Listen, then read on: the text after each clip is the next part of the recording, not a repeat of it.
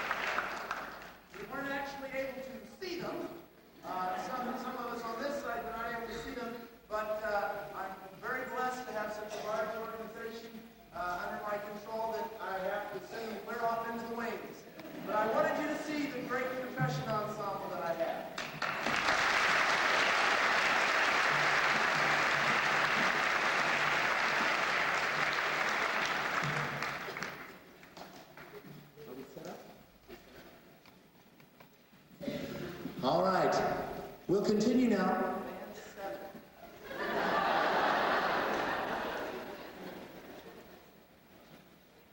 Maybe there are those of you who can read lips.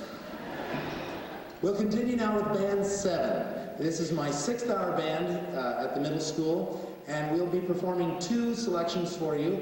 The first of which is Windham Marziale, and the second of which is When Drummers Take Over the World.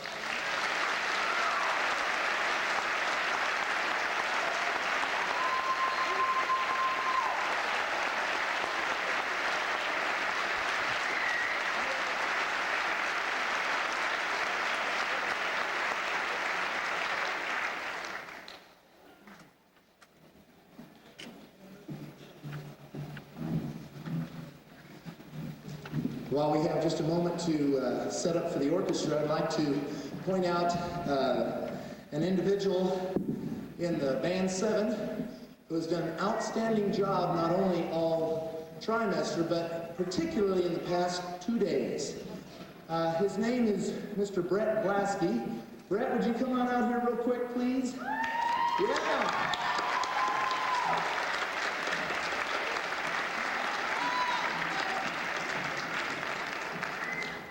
Brett is a trumpet player, and a pretty good trumpet player at that. And he was so eager to get to a rehearsal on one particular day that we had a morning rehearsal that he ran to rehearsal. I love this child. He ran to rehearsal, and in doing so tripped, fell, and split his lip. It required two major stitches in the lip, I believe, but being the consummate musician that he is, he said, "Name it. What can I do for you?" And I said, "Well, I need a percussionist." And so the timpani part, which is a difficult timpani part on our first selection, he learned yesterday.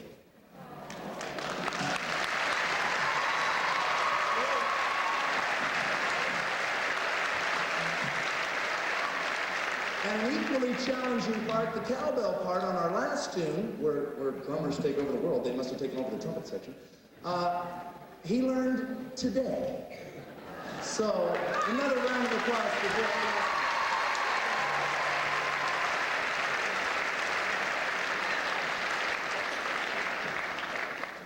And now I give to you our fine, illustrious MMS orchestra directed by Janice Albright.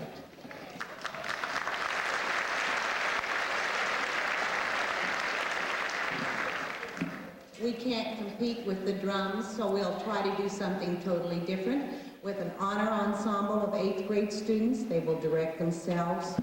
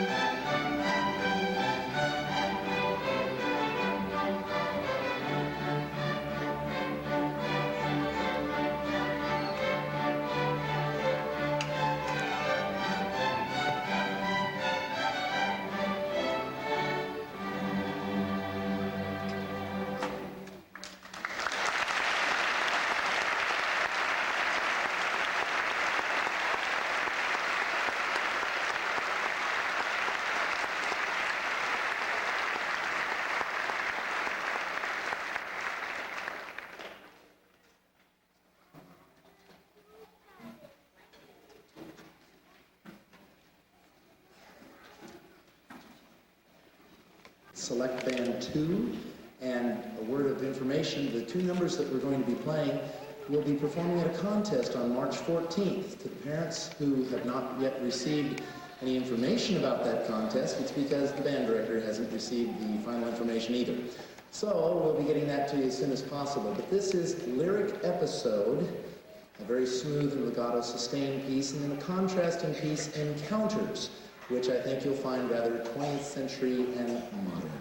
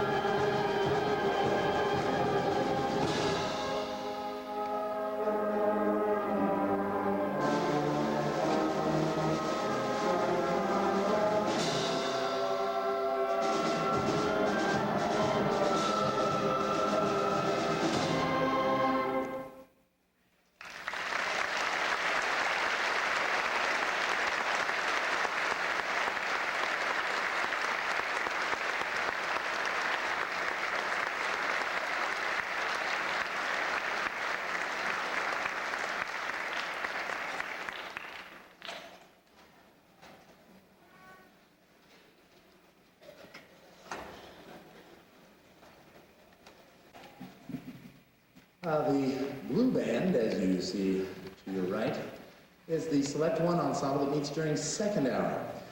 This year, I feel very, very privileged and honored to have this group playing at the Kansas Music Educators Association in Wichita, Kansas. This was a result of the fine efforts of our last year band. Last year's Select One band submitted a tape performance, and by the way, I think we're going to have tapes of this performance available probably sometime next week.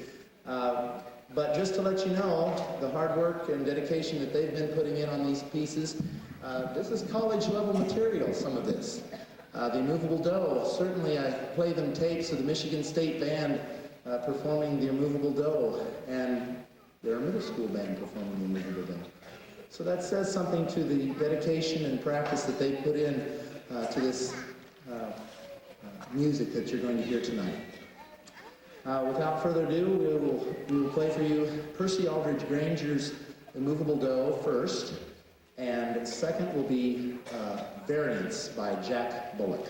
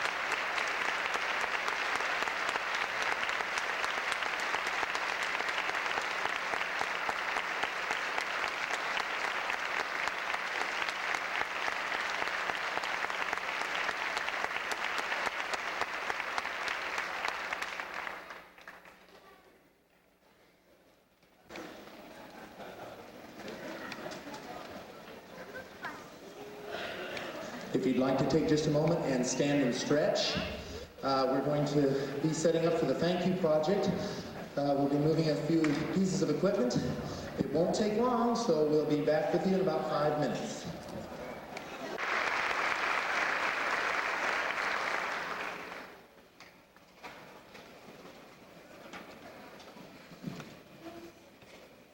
I'd like to take just a moment and give some well-deserved thanks and praise to some people who work behind the scenes. This thank you project was first ingrained in my mind or given to me in sort of a dream vision type thing after I'd heard Steve Miller, former athletic director at Kansas State University, give a presentation at 2 different functions that I attended. And the story was so moving that it brought me to tears each time, and I thought what a wonderful thing to do to put this story to music. And then I got the idea. The nature of the story, which Nancy Pujol will explain to you in just a few moments by introducing the characters, deals with a child who grows to be a man who has Down syndrome. And in your program, you'll notice a thank you project page, and the teachers listed on the thank you project page are the unsung heroes that I'd like to thank right now. Their dedication in working with their students has brought this project to fruition, and I'm very, very grateful to them. If you look at the back of the program, you'll notice there are about 618 names. Some of those names are repeated, but I typed 618 names. And it's amazing to me that somewhere around 600 of our middle school students have in one way or another touched the Thank You Project. The subject matter deals with differing ability levels and the diversity that we all share, and how nice it is to be different. So without further ado, I'd like to introduce Ms. Nancy Pujol, who is our drama teacher, who will introduce the characters of our performance, and without further ado, the Thank You Project.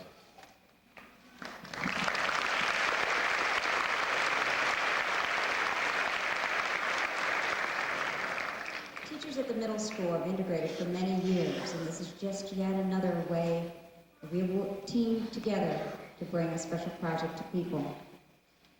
To understand this story, I need to introduce to you some of the cast members. Evan Caldwell Johnson will portray the part of Steve Miller, who used to be the athletic director here at Kansas State University and is now in charge of marketing for Nike. Our loss, their gain. Matt Paulson will portray Jonathan, a Down syndrome child. Will Buchanan will portray Jonathan's father. Brooke Heavey will portray Jonathan's mother. Randy Nielsen, the doctor who delivered Jonathan, and the starter for the race. The athletes will be portrayed by Thatcher Campbell. Thatcher, wave at the audience. Very good. Josh Cobb, who could not be with us this evening because he's home with a temperature of 103. We'll miss him. Matt Gamble.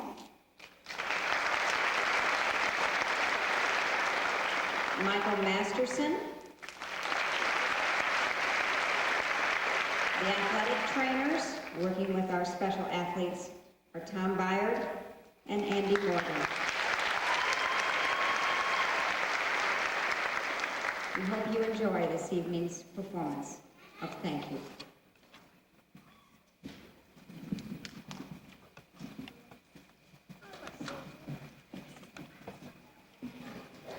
Life is a wonderful, magical journey, which begins with that mysterious event known as birth. Moms and dads all cradle the same hopes and dreams for their child. I have a story to share with you about one family and a child I met a long time ago. The thought of giving birth, the thought of having a baby, excitement, elation, anticipation, joy, baby clothes and baby bed, a football and a pair of Nikes. We fussed over names, and we fussed over nursery colors. She wanted pink, and I wanted blue. We settled on mint green. He'll become a Nobel scientist. He'll become a great surgeon. Oh, I'm going to be a dad. Wow, I'm going to be a mom. We're going to have a baby.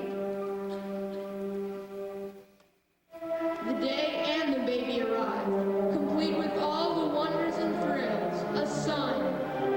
Jonathan was born, but the smile soon turned to frowns.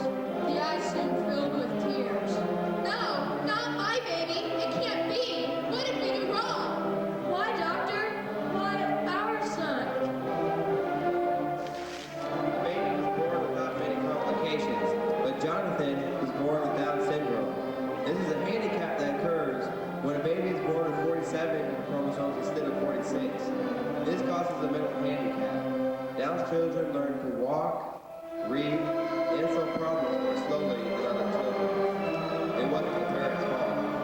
Our lives, Jonathan's life, they won't be the same. I felt more helpless than I'd ever felt before. Our dreams. Their words were drowned out by their tears. Their dreams of the all-American boy fading.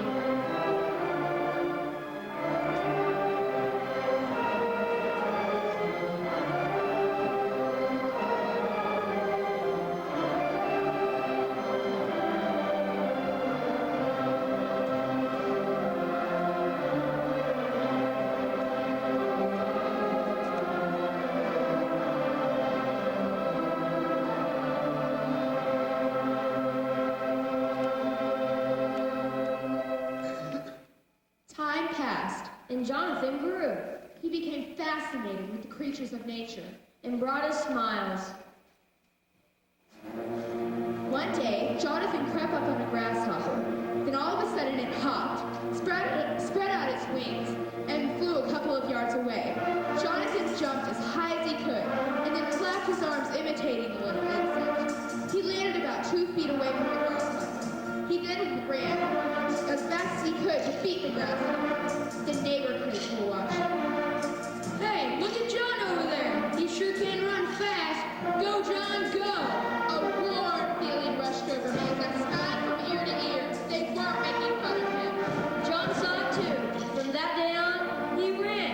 He ran everywhere he went.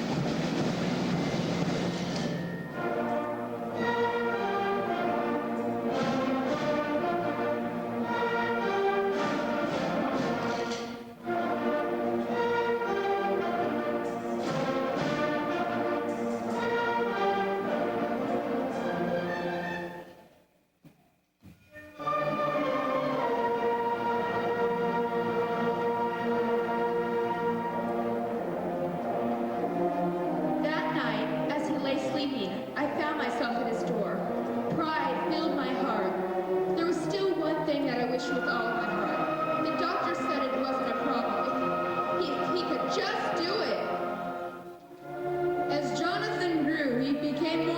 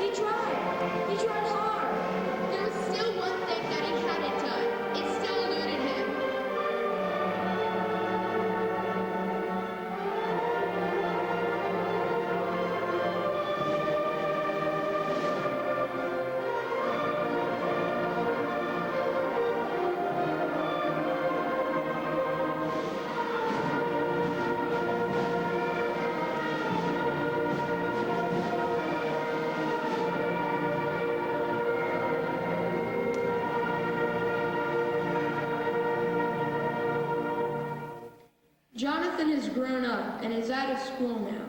His track career has been showered with victories. At age 41, he qualified for the big Midwest track meet, and this is where I first met him.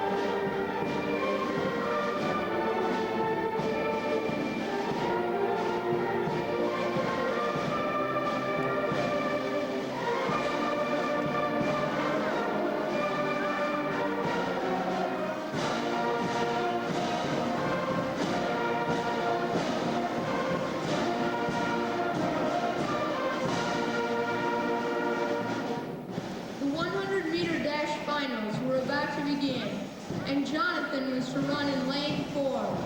The race starter lined up all the athletes. They were ready to go. What a day for a race. All I could think of was that first track meet. If only success was as easy as remembering a triumphant past. I held my breath. I crossed my eyes for extra luck. The meat starter raised his gun.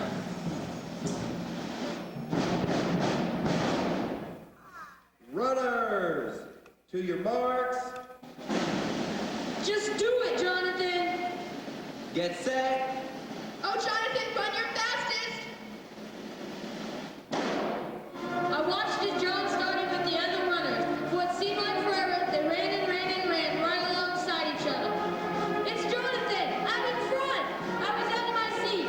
John had a chance to win. The runners came to the straightaway. John's purple shirt flapped in the breeze, just slightly ahead of the others. It was a very close range. The finish tape was broken.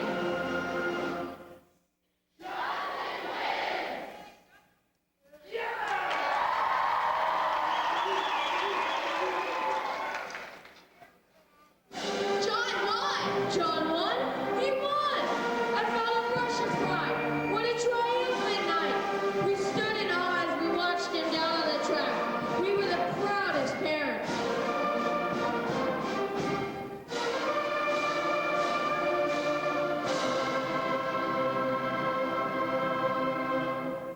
He had come such a long way from that small, insecure 5-year-old who had run away from a bully so long ago. He had run this race, the race of his life, and won. The medal ceremony began. As the athletic director of Kansas State University, I was proud to be the one chosen to present the medals and ribbons to the winners. I approached the 4th place finisher. I gave him the traditional handshake and the medal. As was custom, I approached which the second place winner. Congratulations. We'll look forward to seeing you compete again in the future.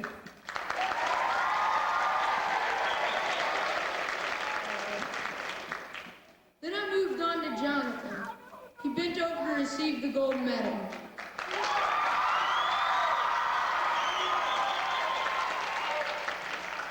What a race! That was a super job. Thank you. Well, you're welcome, Jonathan.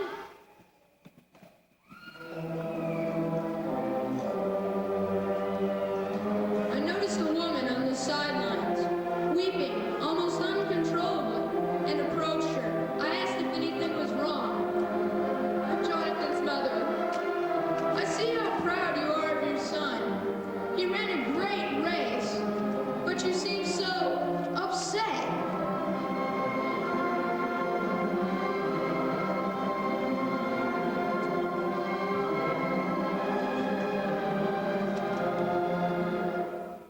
You don't understand. My son John is 41 years old, and those are the first words he has ever spoken.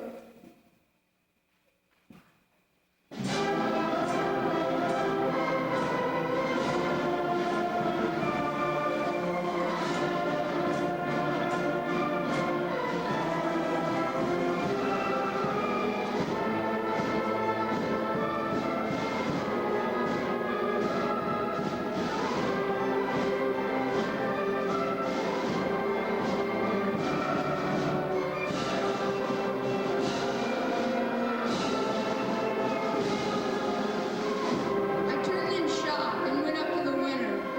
Jonathan, I want to tell you that you have opened my mind, my eyes, and my heart to know that everyone has the capability of exceeding people's expectations.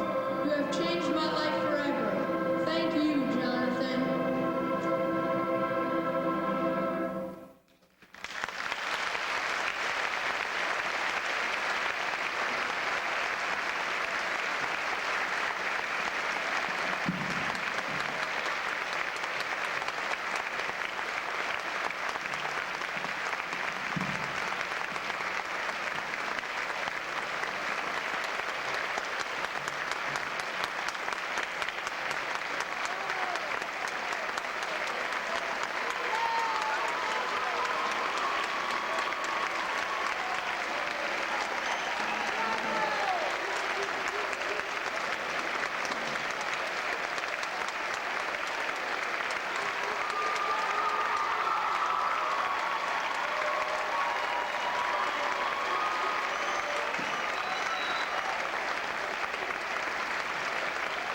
Before you journey out, I'd like to introduce somebody to you.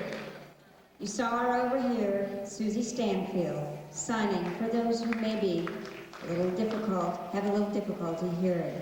And also the artwork done by the art students, the incredible murals depicting Jonathan's life.